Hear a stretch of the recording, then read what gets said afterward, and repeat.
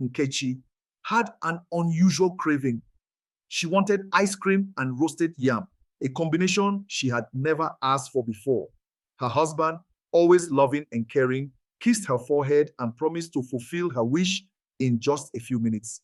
With a smile on his face, he quickly left the house to get the treat she desired. Little did Nkechi know it would be the last time she would see him alive.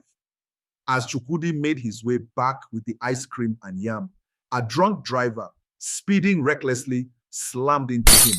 The driver didn't even stop. Chukwudi was left lying motionless on the side of the road, his life slipping away in an instant.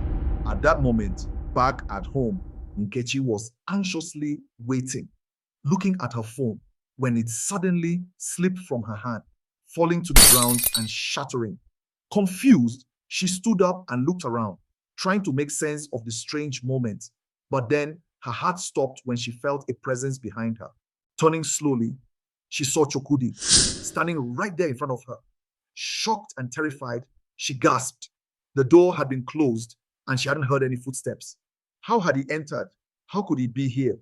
She wanted to ask, but before she could speak, he smiled at her gently and calmed her fears. I went out with my keys, he said, handing her the ice cream and roasted yam she had craved.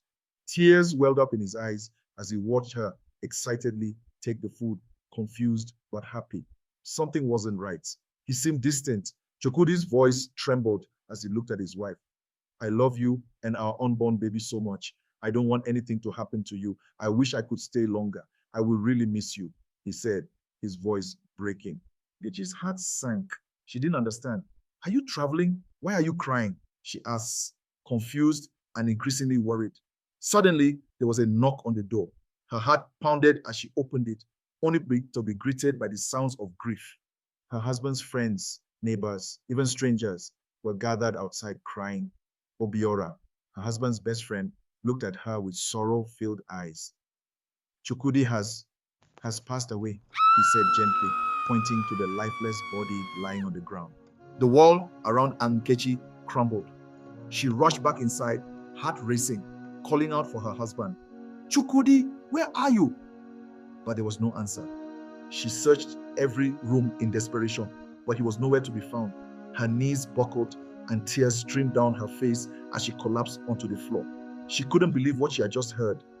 Does it mean my unborn baby will never meet his father? Does it mean I'm now a widow?